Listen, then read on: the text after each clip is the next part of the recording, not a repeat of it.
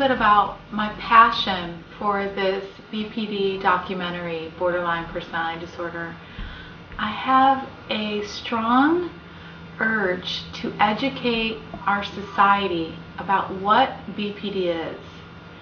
It seems that a lot of people know about bipolar, schizophrenia, and BPD is so much more common. This is a complex set of symptoms that happen from the environment. It happens from temperament. It happens from trauma. A lot of the individuals have had sexual and physical abuse, so I really hope this documentary reaches those individuals and the loved ones so that they can get help, so they don't have to suffer anymore.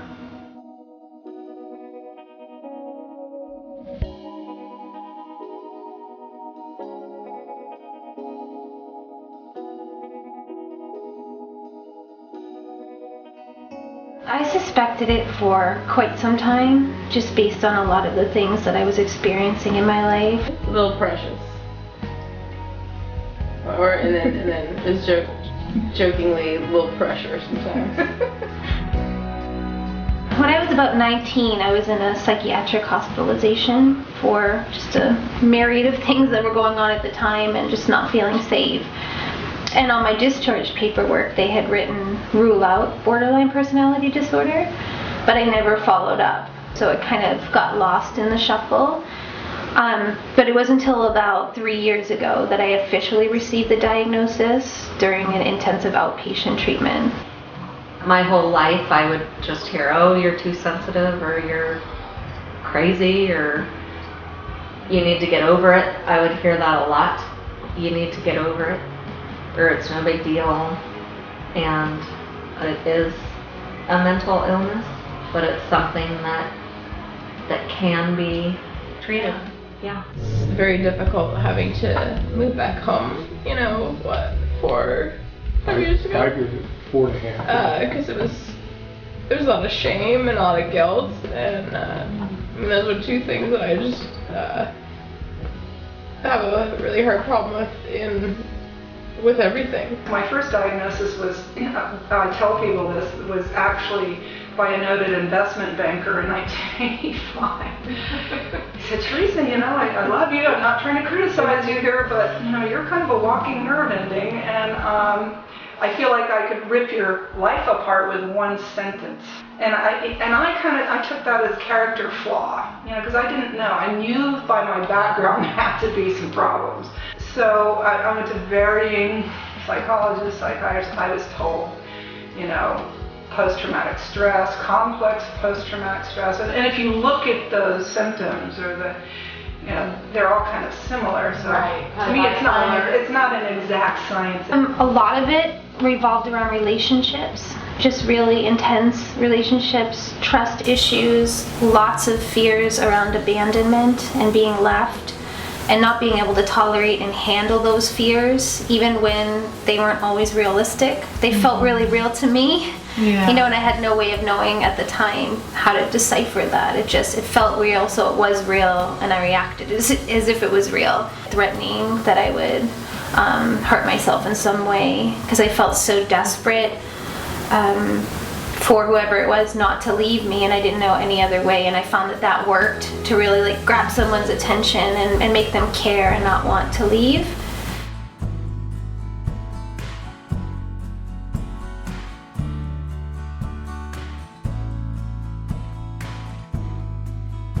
I remember saying to the psychiatrist over and over again, I don't know who I am, and I'm freaking out, and can you help me? Is there something that I can do to figure out who I am and to heal this part of me? It was scary, because I noticed that I was very chameleon-like, and whoever I was around, at that time, if I was in that place, I would be looking at you right now and your mannerisms and mimicking that back and trying to be like you. So I never really had a sense of who I was apart from anyone. And the thought that occurred to me before I really had the breakdown, where I ended up in the intensive outpatient and got my diagnosis, was I was really distressed about something that happened at work, and I was thinking about how I had behaved that day versus how I behaved with other people in a different setting. And I thought, what would happen if I were in a room with all of these different people from my life at the same time, like my boyfriend, my sister, my therapist, people from school, people from work. I just froze and freaked out because I realized I was so different with each of them in each of those settings. I had no idea how I would live or how I would be. I had no sense of self. And that's ultimately what led to my diagnosis. I think I was first diagnosed as borderline when early 20s. Lots of cutting. I started cutting, impulsivity, and just being kind of reckless. Lots of suicidal ideation. I was basically paralyzed for a couple of years. Just in bed, you know, not taking care of myself, not bathing, you know, just lying in bed for a couple of years. And they were so patient with me. Time to time. Over the decades, I just tried to manage and cope. And I think too, generationally, you know, being born in 1960 and in the South and having to have a certain behavior and manners, you know, you just held it all tight because you wanted to be mannered and appear a certain way. And so it was my second marriage where things really blew sky high because of the type of person I was with. And he left a copy of Walking on Eggshells out on the kitchen counter. You know, we all love that. And of course, opening and reading, and that was kind of tough. So that kind of introduced me to the concept of it. A lot of women who have borderline personality disorder, their most difficulty is in relationship, and men do not stay, largely. For better or for worse, I said those words and I meant them. You know, that's been easy, but we find ways to deal with it. I learned a lot in the last 12 years, and it's worked. My long-term boyfriend of almost 13 years would often travel back home to Europe to visit his family. And when he would go, at least in the early years, especially before my diagnosis, I would have severe mental breakdowns. Almost always end up in the emergency room because I would get so sick that I become dehydrated because from the nerves, you know.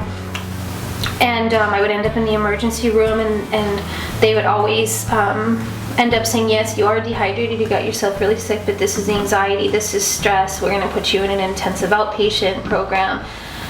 And it was all that feeling of emptiness when he would go away, because suddenly I'm at home with my 2 cats, and I have no idea who I am, and I'm terrified. And it was just, if anyone had been around, I think I would have felt safer just to have another human being around, but without anyone there, I just felt empty and as if I didn't exist. It was just such a weird feeling.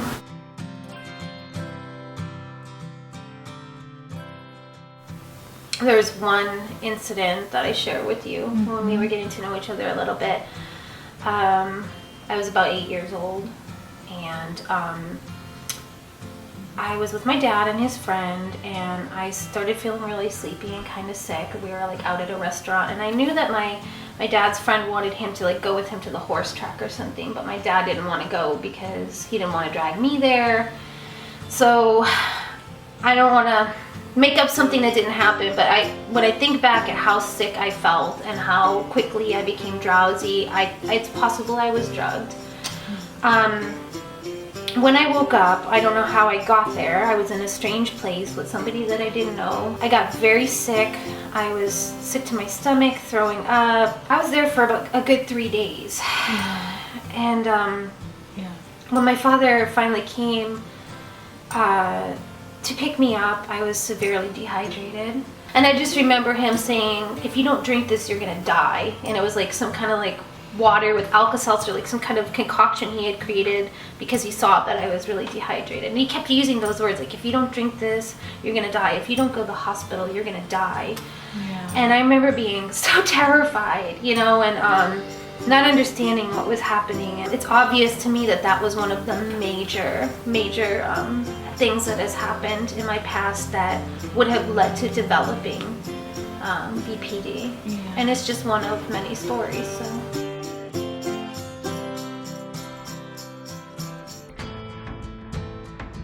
Presh always did well in school. Her teachers always liked her. She sometimes didn't like her teachers, but felt that they preferred other kids or whatever. And early on, she was an amazing gymnast. I mean, she really got into it as like a 6-7-year-old. And then when she was about 7, you had an accident. It was during practice and you fell on your back. You got really scared. And that was kind of the end of gymnastics. Then you kind of quit. And there was no going back. That was it. It was done. And that sort of started what seemed to Jim and me, and maybe to you too, to be kind of a pattern of starting things, doing really well, being so talented, so able to do things, and then hitting a snag, and then that's the end of that. Well, I think a lot of it's a wiring thing. My mother's mother was bipolar and like in the hospital basically my mom's whole childhood and adolescence. A lot of sexual abuse, chronic sexual abuse, stepfather abandonment, father, stepfather. My mother, she did the best she could, but she was pretty self-centered, and so there was just, moving to the next husband, moving to the next house. There was never any addressing, even when it was, my stepfather was caught after 3 or 4 years red-handed when I was 10 years old. And it was just, okay, apologize, and that kept happening. Then she divorced him, but there was never, like, we gotta get you some help. There was never protection. Yeah. There was we're from the old South, she was born in 1940 South Carolina, and you just didn't talk about things like that. Right. You're just moving on. Yeah. And, as a teenager, it really started Bubbling. yeah, and so a lot, what people would call daddy issues, needing and wanting to be loved by boys. And I wasn't very sexually promiscuous just because of my upbringing, but I was very needy, getting the attention. And it gets even harder because I was a pretty girl, and you get a lot of the wrong attention. I've always just been really, really emotional, and I think maybe birth order, and that I have 2 much older brothers who were only 2 years apart. And so my mom has always said that she felt like I was almost an only child. You'll compare and despair constantly. I don't have a college degree, my life's been such a mess, my family doesn't care about me. It's just constant negative, constant. Except for in moments when you're having fun and you think, well, if I'm in the best shape, if I have this job, if I make this much money, and if I appear to be okay, I'm going to be okay. And what you don't realize, it's an inside job. It's just an inside job. And so you go decades of your life that way. And also, one of the big things I dealt with was dissociation. That was huge, because I lived with a chronic trauma as a child, so developmentally, got rewired. I call them episodes. She has little episodes, and you never know what episode you're coming home to.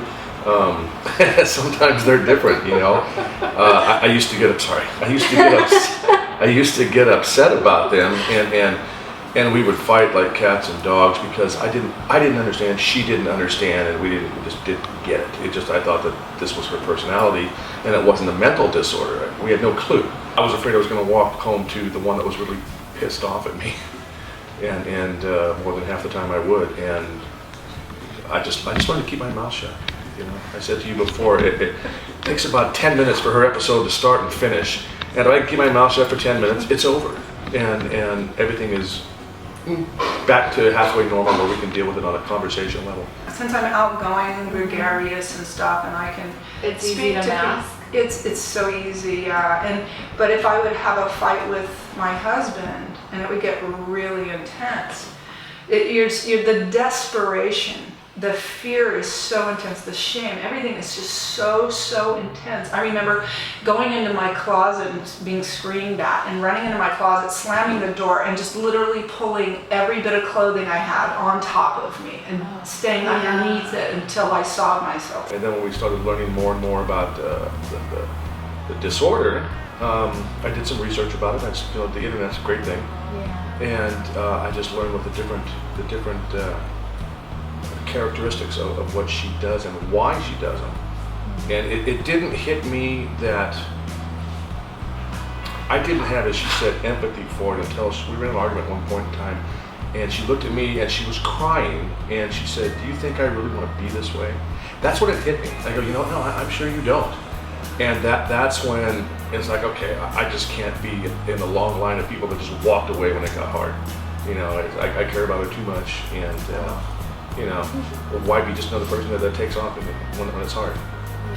I was unfortunately in a situation in a marriage that was highly invalidating. And even though some people can learn what to do, but they don't possess the compassion or empathy. Mm-hmm. It's just not there. Not there. It's not, doesn't make them a bad person. They're not the type of person that's gonna, help you through a tough situation. Mm-hmm. Get it together.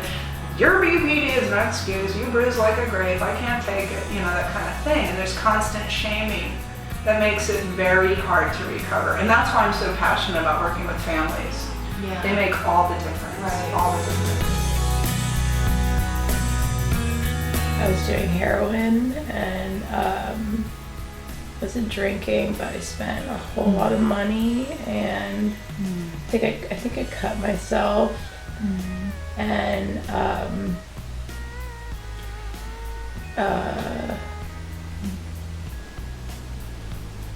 just reconnected with the people that I really shouldn't have been around. Just a couple months before I moved in here, I actually had a suicide attempt and was 5150. I just felt like when I would talk, I didn't feel like my words made sense, and the only words that really feel right is just bankrupt and just hollow, just more than empty. I have a tattoo on my arm right here that says hollow upon hollow that I actually got a year ago, and I just feel like I've burned so many bridges, so I am so scared for that to happen again. I could write books on the shit I've done.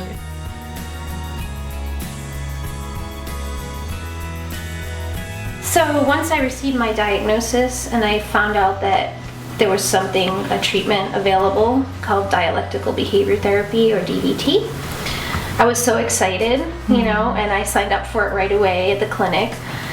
And I'll be honest, initially I didn't think anything could really help me with the severe symptoms that I experienced, to the point where I would notice a huge difference in my life. But I was so desperate and had used CBT for other things in my life and had success with that I said, okay, I'm gonna give it a try. I'm just gonna stick with it for at least a few months, and no matter if it feels like it's working or not, and just keep going and keep practicing and doing everything they say, because I want to see if this works, And I did start to see changes in my life. Thank God for DBT, mindfulness and compassion, those things. What a difference, because you just can't do this cognitively when your brain is in full, amygdala loop. You can't access your prefrontal cortex. It's just not there. So that's why we have to learn to just go into our bodies and get ourselves calm. That's why I tell people the first job is to get yourself to a normal baseline so that you can think creatively. But that's what we do. We make things worse because we're trying to make this, stop this now, make this, I gotta make this stop right now. Accepting, so we make a lot of bad choices. Yeah, I get the works. Yeah. At one point I was on 7 or 8 medications. Now I'm just down to 4. I take Zoloft, a depressant, antidepressant,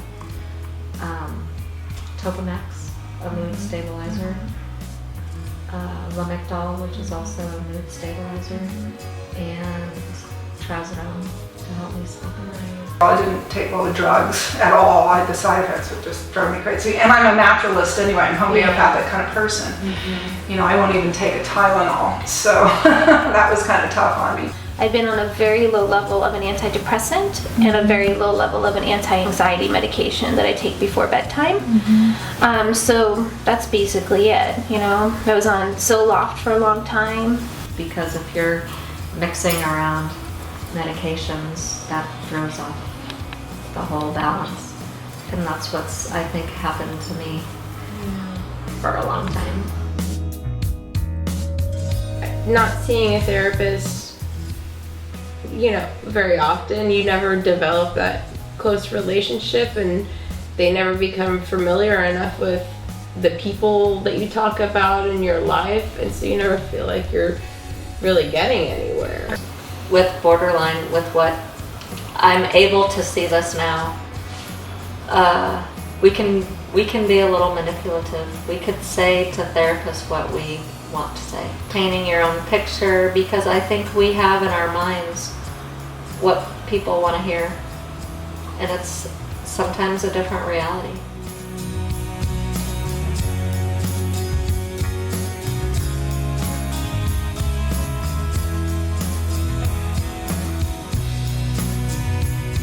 I mean, sometimes I think about grad school, but I'm happy with where I'm volunteering right now, and you know, would eventually like to work at the agency that I'm working at. But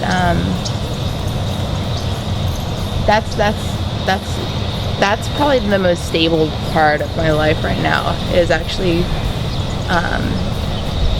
harm reduction services. Do I still dissociate sometimes? Do I still sometimes feel empty? Do these things ever spontaneously happen, or as a result of something that triggers me? Yes. And I'm not free of suffering. I'm not free of symptoms. But the main difference is these skills and tools that I've learned through DBT allow me to make different choices than I made when I didn't have those resources available to me. So that's why my life looks so different. I do a lot of yoga, especially restorative. And my writing, I think, has been probably the ultimate.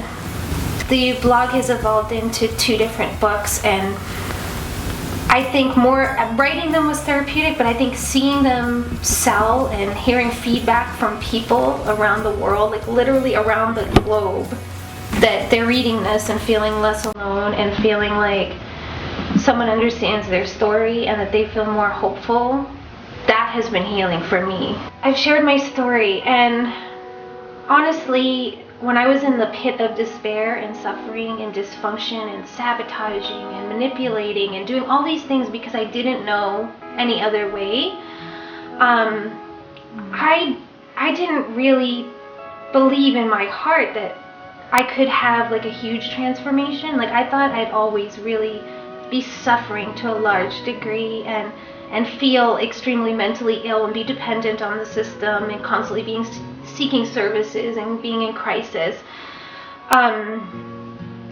So to see huge pieces like the emptiness piece of not being able to tolerate being alone and not being able to imagine handling that without ending up in the emergency room or ending up, you know, threatening to commit suicide or whatever my behaviors were at that time, to a point where I actually enjoy having some time alone. And I feel comfortable in my own skin, and I feel like I have a sense of who I am, and I'm not pretending to be anybody else. So that identity piece too, it's hugely dramatic. It's hugely dramatic. Sometimes I can't believe it. And that's why I feel so motivated to put stuff out there to encourage people, because I did not believe myself that I could get better, you know. But there was a part of me, obviously, that did and that took the steps to move forward. But to see just how much could change internally, I'm just so hopeful for like everybody who's out there right now who thinks, am I ever going to get better? Am I ever going to feel less pain? Can I really get over this? Like, yes, you can. You really can. Wow. Look at that. It just talks about me doing a needle exchange. Yeah, I work at the counter and do all the needle exchange and work with homeless coming in and sex workers, and we do HIV testing and STD testing and bus passes and outreach. Being well is scary, because then you're responsible. Stop the stigma of, mental illness. Let's get awareness and let's get people treated. And there is hope for healing.